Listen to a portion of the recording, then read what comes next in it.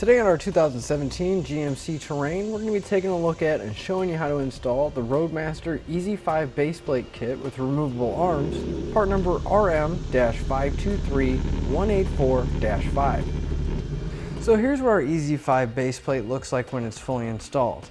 And this is going to allow us to hook up to our motorhome or RV with a tow bar and safely get our terrain down the road.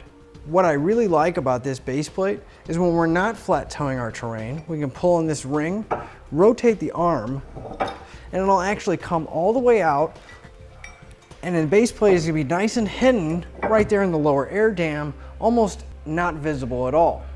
Now for reference purposes, you can see we're not going to have too much trouble getting a hook on, but if you do have a rather oversized hook, you might want to keep that in mind. Now this is for our braking system. It's not included, it's our breakaway switch, but the bracket is welded to the back of our receiver brace there, so we have a spot to mount it. As well as on the other side, our base plate does come with this plate so you can mount your wiring up, and the bracket's going to be welded to the main receiver brace as well. Now we do have a wide variety of different connectors that you can pick up on our website, anywhere from a 4-pole flat to a 6-way round or even a 7-way RV connector. Now our base plate is going to be compatible with Roadmaster motorhome mounted tow bars only. And that's going to consist of the Sterling, the Falcon, Falcon 2, Blackhawk, and Blackhawk 2. And that's because of the way it's going to mount to the tow bar right here.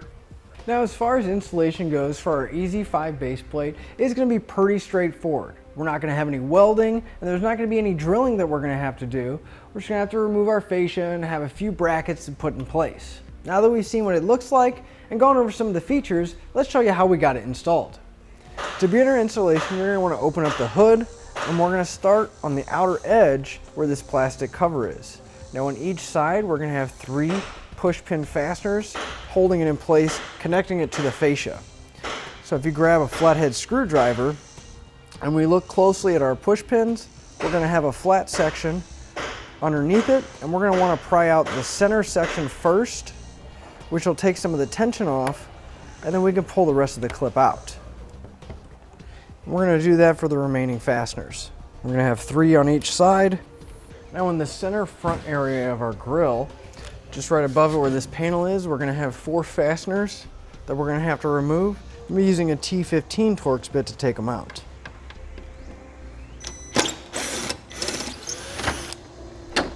Now if you haven't done it already, but those 3 clips that we pulled out on the panel on each side, we're just going to take the cover and fold it up out of the way. In our wheel well area, right in front of our front tires, we're going to have 4 fasteners holding it in place. 2 of them are going to be some bolts. I'm going to be using a T15 Torx bit to remove them. The other 2 are going to be some plastic push pin fasteners. And again, we're just going to use a flathead screwdriver or a trim panel tool, and you're going to pry out the center section first. And then once that's out, it'll take the pressure off and we can get the rest of the clip out. Now that we have all these out on this side, we're going to go ahead and repeat that same process on the other side as well. On the bottom half, just right in front of our tire and our wheel well area, we're going to have 2 fasteners holding this piece to our fascia. I'm going to be using a 7mm socket to take those bolts out. Now I do want to mention, if your vehicle is equipped with fog lights, now would be a good time that you could peel back the wheel well liner, reach in, and disconnect your fog lights. Now we're going to want to remove those 2 fasteners on both sides of our vehicle. Now with an extra set of hands, we're going to start to remove our fascia. You want to start at the corner here and pull outward and start working your way towards the center. And we're going to set it aside so it won't get damaged. Now on our bumper beam in the front here, we're going to have 5 plastic fasteners that are holding a wire loom to the back of the bumper area. Now we're going to need to push these out or pry them out from the back side so that we can get the wire loose. Just be using a trim panel tool coming from the back side and go around the clip and pop it out until it releases it. We're just going to let that wire hang down for right now. Now our Terrain is not equipped with it, but if yours is equipped with the power steering cooler, if we come to the bottom of the bumper core here, we're going to have 2 tabs and there's gonna be two 10mm head bolts holding on the power steering cooler, and you're gonna need to remove those. Towards the very outside of our bumper core, we're gonna have three 13mm head bolts holding it in place. Now we're gonna need to remove all three of these on both sides. I'm using a 13mm socket to remove them.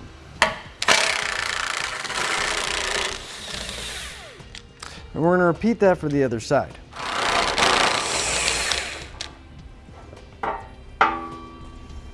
And we can take our bumper core and set it aside because it will not be getting reinstalled. On the passenger side, right below where our bumper core was, we're gonna have our ambient temperature sensor, and we're gonna need to pull that out. Now there is a plastic fastener holding it in place on the bottom, so you can take a trim panel tool or a flathead screwdriver and you just wanna pop it out. We can just set it aside for now. We are gonna have to trim the plastic air dam in the front here. And basically what we're gonna do is if we follow this crease right here, we're gonna follow that straight down. We're gonna go straight down all the way, and we're gonna be cutting all of this off, including this side piece here. Now we're also gonna be doing that on the other side as well. Same thing, we're gonna be trimming off all of this area and all of this below that so we can have room for our base plate bracket. I'm going to be using a rotary tool to trim this out, but you can use a razor knife, a pair of tin snips, or whatever you have available.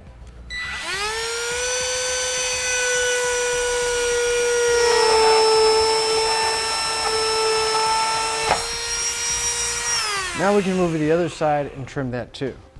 The bolts we removed when we removed our bumper beam, we're going to be reusing these bolts, but per the instructions, we're going to put just a small amount of Loctite on all the bolts, and the rest of the bolts that come in our kit are going to get a small amount of Loctite on them to make sure everything is nice and secure. Now, if you do need some Loctite for the installation, you can pick some up on our website using part number LT37420. So I'm just going to put a small amount on each one of my bolts while I take the time to grab my base plate and let that set up a little bit.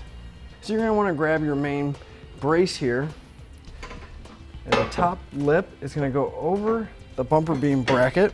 Now you want to make sure your wiring's out of the way, and we're going to line up the holes with the holes in our factory spot where we took our bumper beam off. We're going to get our hardware in hand tight for right now, just so we can get the rest of it in and not have to worry about it falling down. Underneath the vehicle, on the driver's side only, we're going to be looking for this subframe mount, which is going to have this black circular ring around it and an 18mm head bolt. Now we're going to need to remove this bolt, but I want to mention you don't want to remove the passenger side. We're only working on the driver's side here, and you don't want to remove any other bolts than this one right now.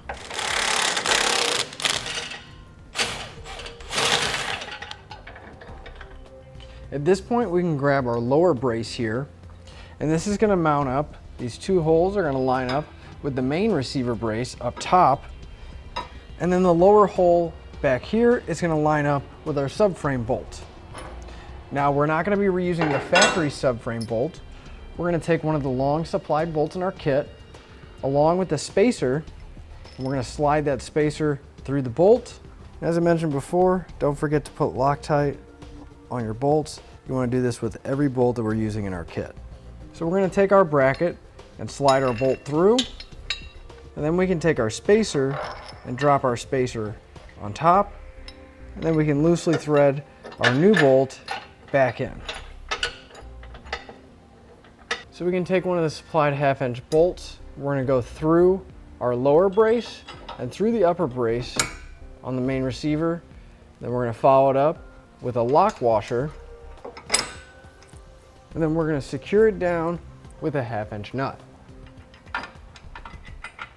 And we're going to repeat that for the other remaining hole. If you haven't done so already, you're going to want to tighten up that bolt that's connecting the subframe. I'm going to be using a 22mm socket to tighten it up.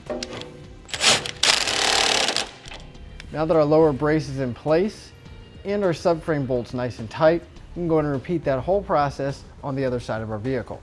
Working on the driver's side only, we're going to need to temporarily take our washer bottle off, and we're going to have a nut right in front of our fender liner here. one at the bottom, and then we're going to have a bolt holding it on the frame rail here. Now I'm going to be using a 10mm socket to take all of those off.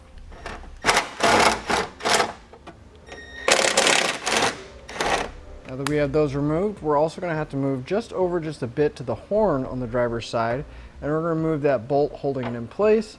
It's also a 10mm. We're going to need to grab the upper brace here, and the way we're going to know if it's the driver or passenger side is the tab with the 2 holes should be facing outward with a notch towards the outside of the car, and then this notch back here on the flat piece with the single hole should be towards the middle of the vehicle. Now it is going to be a little bit challenging, but we're going to need to maneuver it around these wires and this line here to get these holes to line up right here.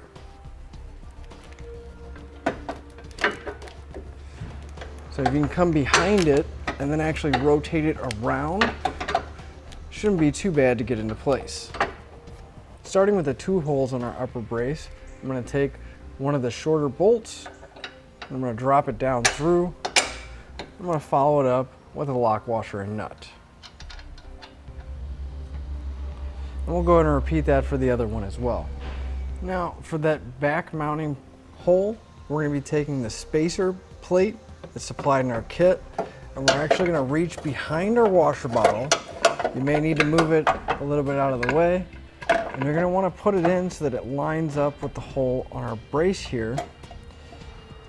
Then we're going to take one of the longer bolts and we're going to pass it all the way through, going through both brackets. Follow it up on the back side with a lock washer and secure it down with a nut.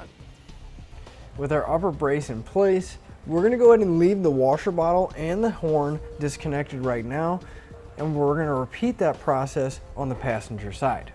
We're going to come back and we're going to torque all of our hardware to the specified amount in the instructions.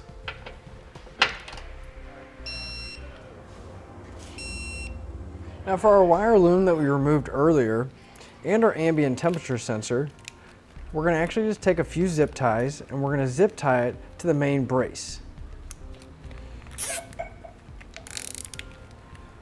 We can wrap our ambient temperature sensor over to the side here, and we can put another few zip ties in place. That way we know it's not going to fall down or interfere with anything on our fascia. And you just want to put a few zip ties going around the center, making sure your wire is nice and secure. Now I do want to mention, since your model may have it on there, these 2 tabs right in the center of our main receiver brace here, that's where you're going to be mounting your power steering cooler if you have one. So you're going to want to take those slip nuts off of the bumper core and slide them over here, and then you can reuse the fasteners that put it back in place. Now the back of our fascia here, we're going to have this foam piece and we're going to have to remove it. So on each side, we're going to have this plastic clip that's holding it in place. So if we just kind of squeeze it, then you can slide the foam up, and we can do that on the other side as well.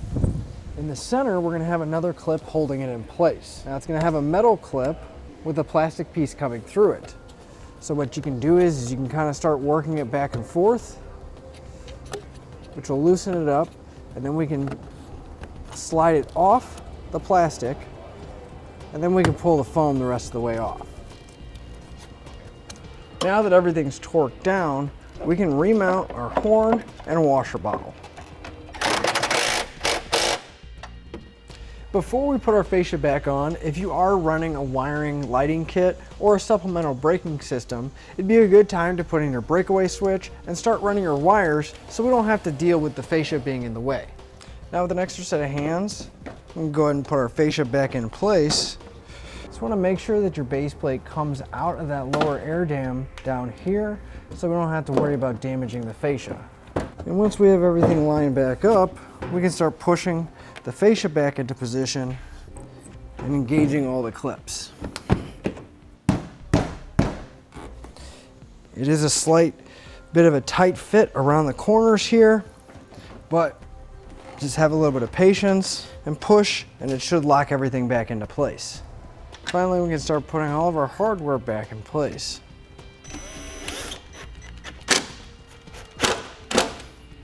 When you put these push pins back in, you're going to want to push the outer portion in and then push the center section to lock it down. Now on the bottom section here, we are going to have this small tab. You just slightly pull down, it'll line everything up, making it a lot easier to get the hardware back in place.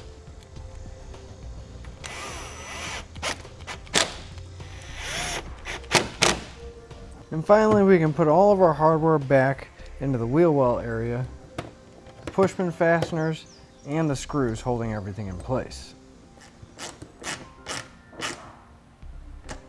Now the last thing we're going to need to do is put our arms in place. Now we can simply push them in, and you're going to find a spot where it's nice and spring loaded like that. You're going to push in and rotate till it locks into place. And we can do the same thing for the other one too.